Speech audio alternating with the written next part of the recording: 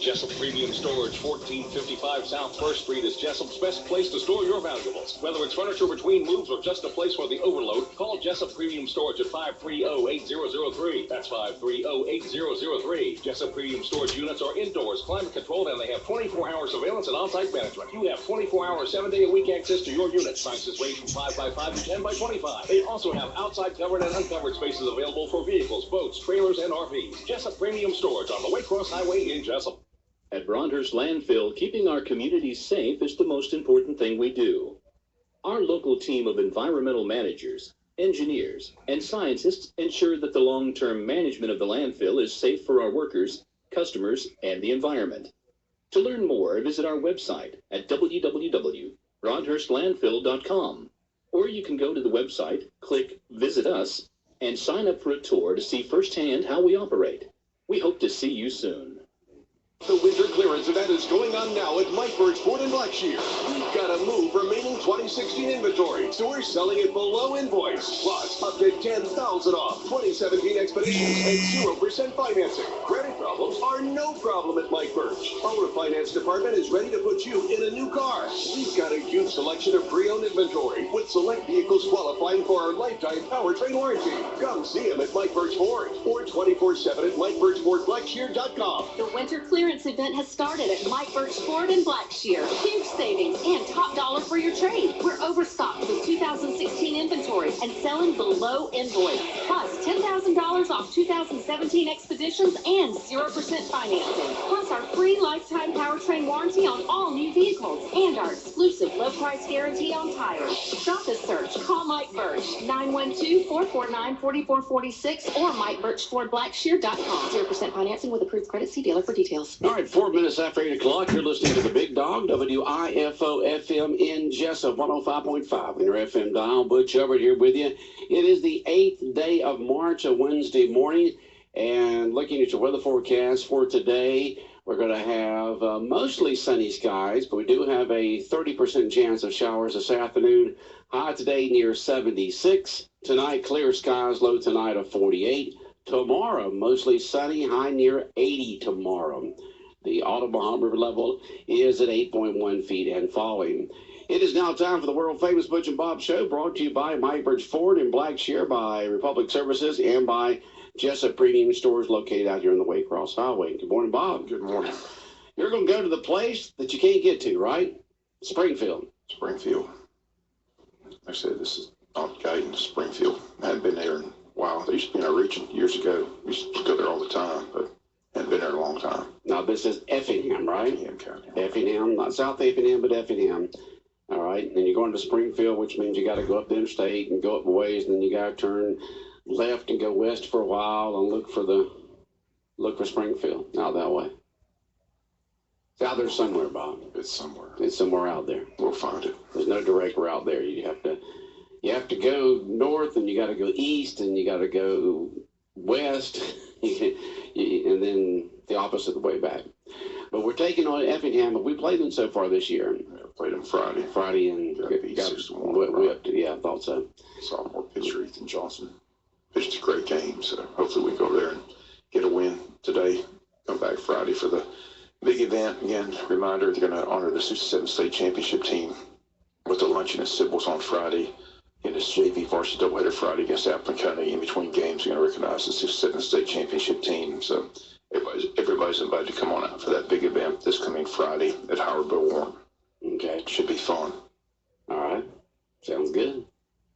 So big. I wonder how many guys will show up, because we've had this in the past, haven't we? Where they've last time they had a good showing. Had a good showing. And like I said, they've reached out to all the living members of that team, and the response thus far has been good. So most of them should be there. Hopefully all of them will be there. Like I said, some have passed, and they're going to have a moment of silence for those people that night as well. So hopefully a good crowd will show up on Friday. Looking forward to luncheon. Okay. Yeah, it didn't take, I don't hear much. It didn't take them long to get those trees down there, did it? Nope. Like I said, it took them down the next day. 7 o'clock, they're taking them down. Courthouse looks nice. Yeah, so no longer impeding the view of the courthouse with a flagpole. So problem solved. Looks nice. It's just a gorgeous facility. So they got a book somewhere. And every county's got a courthouse. There's a book published years ago, the 50th most pretty courthouse in the state of Georgia, and Wayne County is definitely one of them in that book. So Okay. it's a gorgeous courthouse. Nice that they can see it now. All right, and the maple trees are down. The stumps are removed. Now they'll put some small bushes or trees there in that area. And so now you get a great view of the Wayne County Courthouse. You get a great view of the flagpole and the flag. Just a smart decision made by the the city commission, the Wayne County commissioners. Commissioners. Yeah.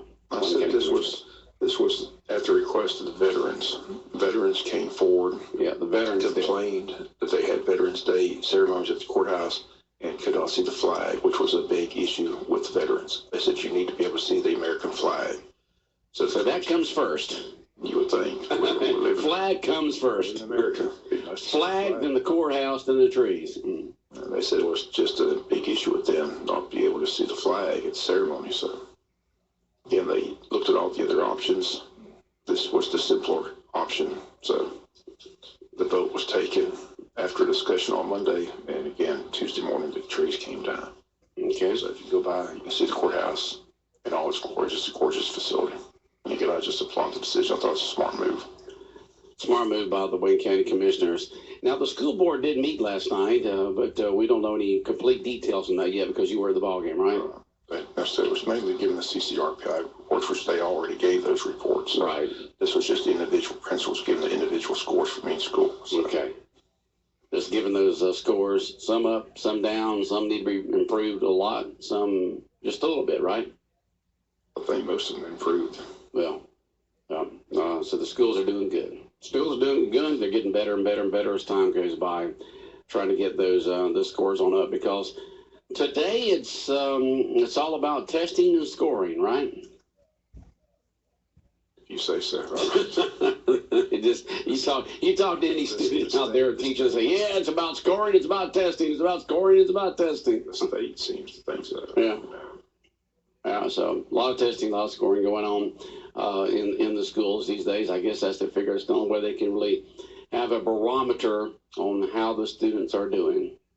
And, you take a look at the average SAT score and grade score for people just going into the University of Georgia, which is the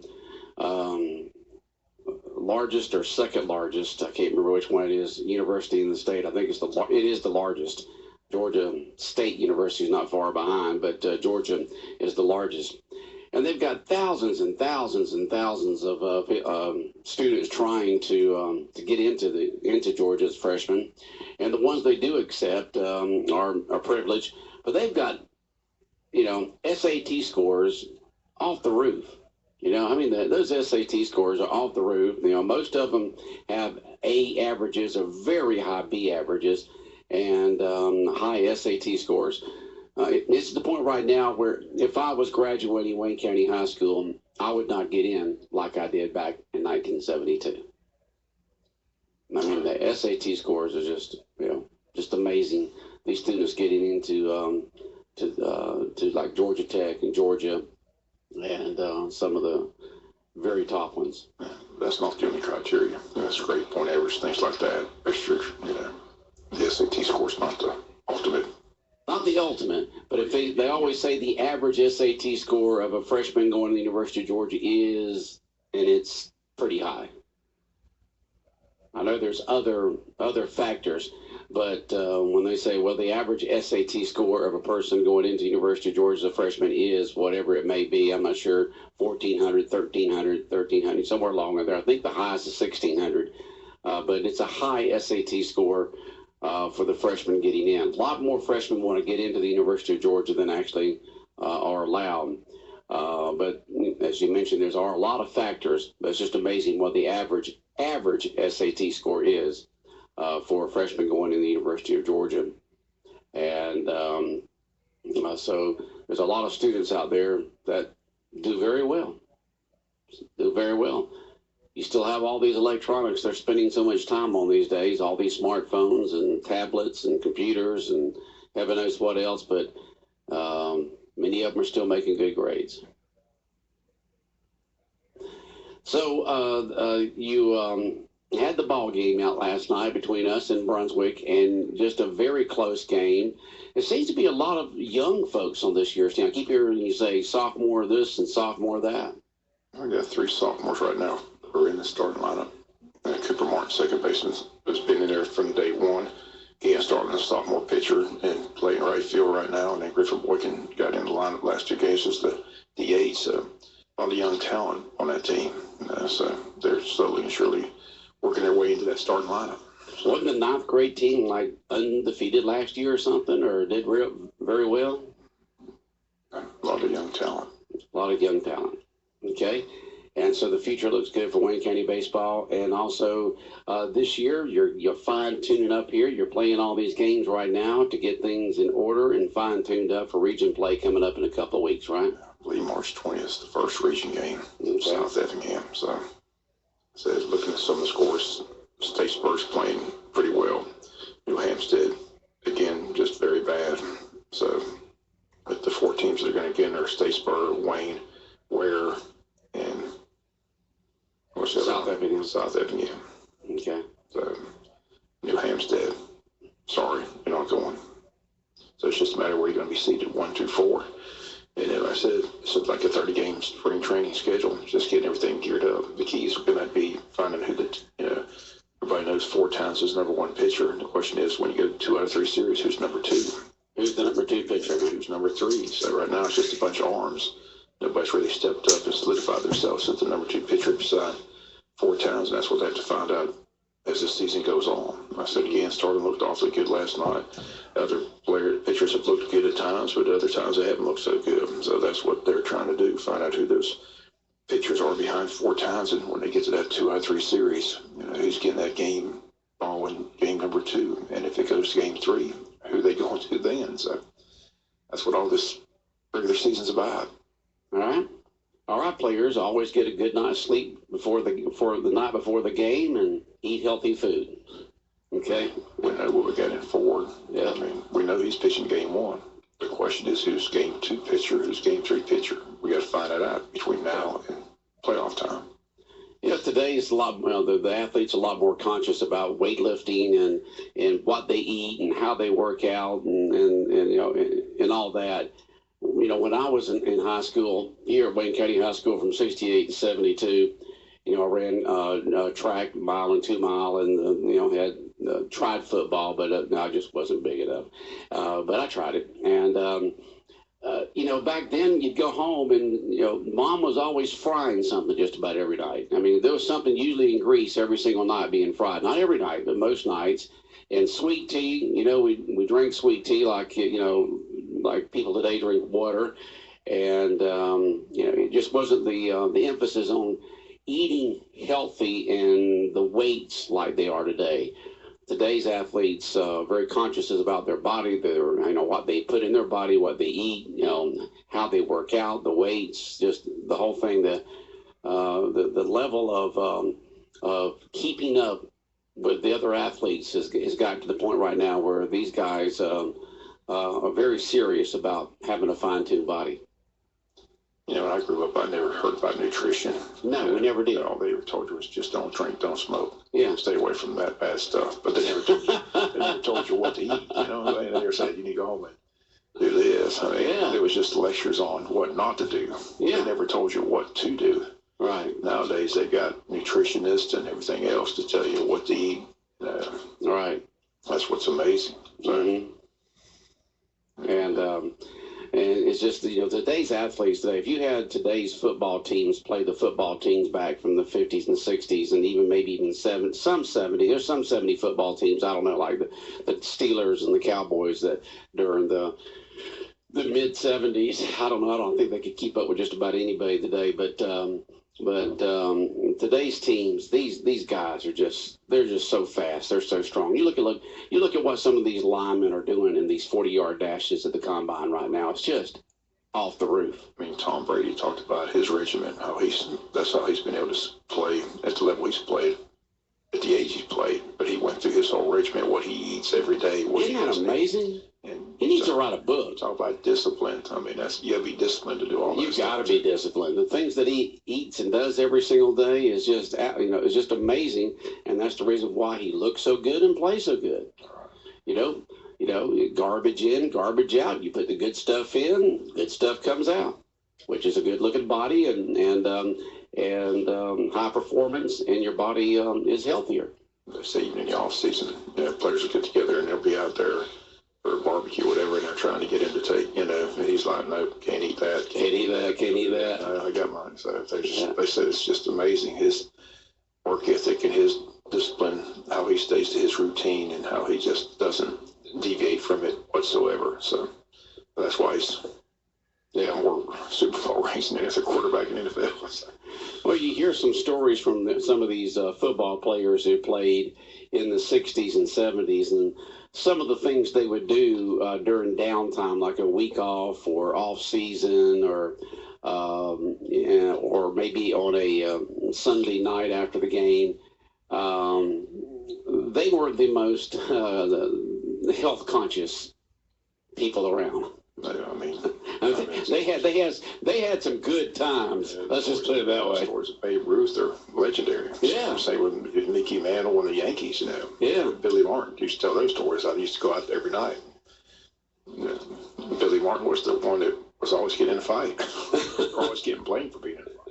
Well, you watched that movie about Babe Ruth where John Goodman plays Babe Ruth, and he got married. He's at home. He had this desire, this itch to get out of the house and go up to the local tavern and just have a good time.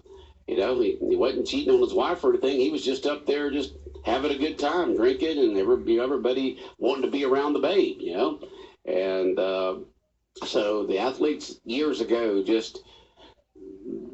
they're not like today. You could not compete today if you had the same type of nutrition and party habits as people did years ago, the athletes did years ago. Just couldn't do it. They're, as we say now, bigger, stronger, faster. Just pushing those bodies to the limit to try to make them as big, as strong, as fast as possible. And you got the combine going on right now, and some of these 40-yard dash times are really, really good, and the other tests are good. And so it's just amazing how these athletes are. Tomorrow, expecting the NFL trade begins, so we'll see where Tony Romo winds up. That's the big story.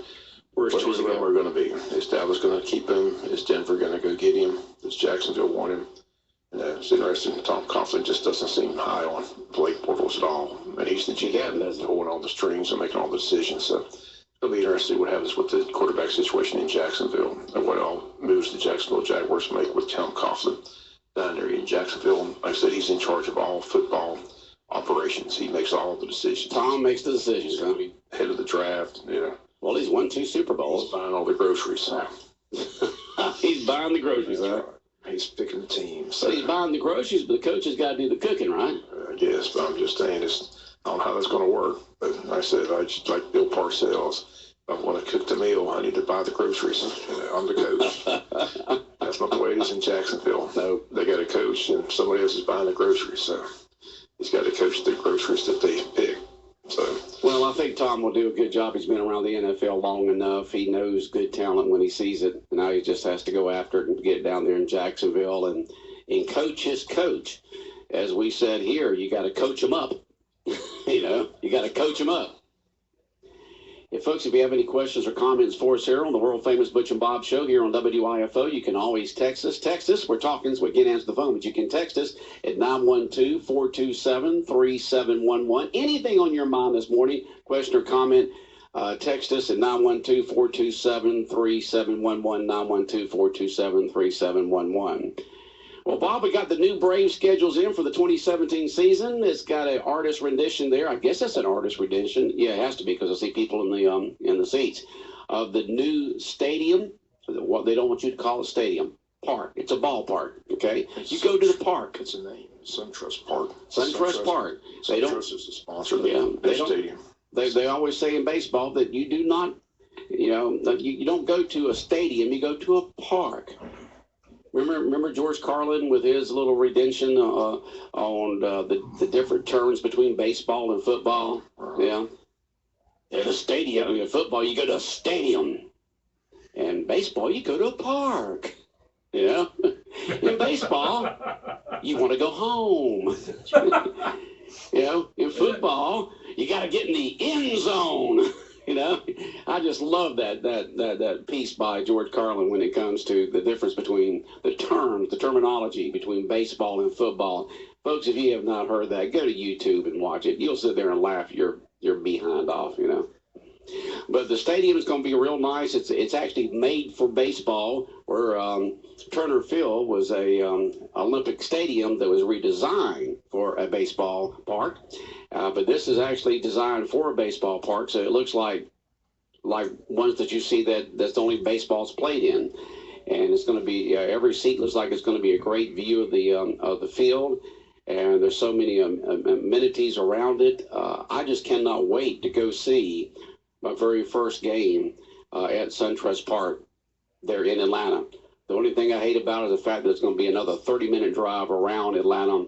Going to have to hit that bypass, go west, go up where you around west like you go to Six Flags, but past that 20 and keep going on till you get to the north part of Atlanta, and then you'll get to SunTrust Park. I just hope they've got plenty of parking there. That was the problem at Turner Field. You just couldn't find a place to doggone slap that vehicle of yours. You had to park here, there, and yonder, and then people wanting to charge you $20 to park in their front yard, and and everything else. So hopefully they've got plenty of parking and reasonable prices on parking. Let's hope. Let's hope. Baseball wants to keep those fans in the stadium. They're having a difficult time doing that these days. And so, you've got to make it affordable for families to be able to go. You've got to make it easy to park. You got to make it safe. And that's one thing they like. They hope that this stadium or this park will do is people will feel safer here as they'll be out about in basically its own entity there. And there'll be so much more there than just the SunTrust Park. There'll be all these other activities and things that you can do. I think there's even condos around it, from what I see here on this picture right here. There's going to be so much that you can do there. And there's not as many skyboxes. And that's what really surprised me. There's not as many skyboxes, and they won't be as big.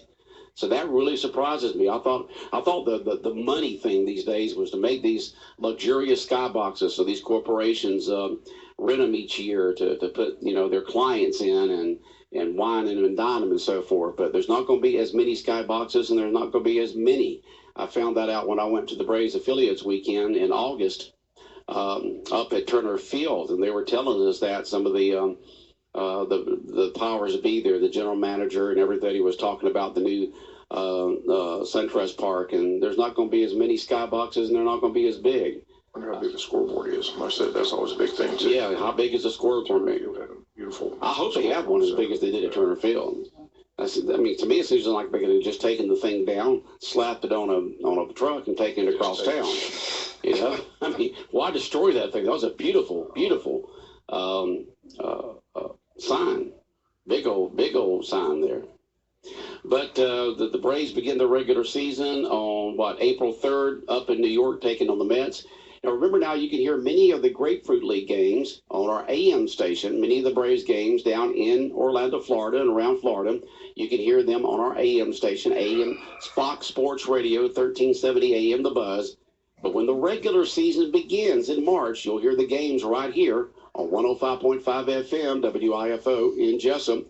We've been bringing Atlanta Braves baseball to Southeast Georgia since 1971. We are the Braves' oldest radio affiliate. And if you're a business owner or a manager or any organization out there that would like to be on the Braves games, be part of the Braves, help sponsor the Braves, and reach the thousands of people throughout Southeast Georgia that listen to the Braves game on 105.5 FM, you can give us a call after 9 o'clock, and we'll give you the details. We can email the details to you, fax them to them, stop by and show them to you. And you get ads during the Braves game. You get ads on Fox Sports Radio, 1370 AM. You also get bonus ads at nights and weekends right here on 105.5 FM. It's absolutely, Bob, the best advertising package that we have here, dollar for dollar. No other station carrying the Braves in this area. The only FM station in this area carrying the Braves. So people throughout Southeast Georgia listen to the Braves baseball right here on 105.5 FM. So if you're a business owner out there that's interested in reaching thousands of people, and not only thousands of people, but fans of a sport, active listening. They're listening to the game. They're listening to that play-by-play. And I don't think anybody does a better job at the theater of the mind, as Jonathan says, of presenting that game to the listeners out there than Don Sutton and the guys do there for the Braves. They do a fantastic job of play-by-play on radio for the Atlanta Braves. Atlanta Braves baseball coming up soon, and I know there'll be a lot of folks from Wayne County and the counties surrounding here in Southeast Georgia that'll be going up there.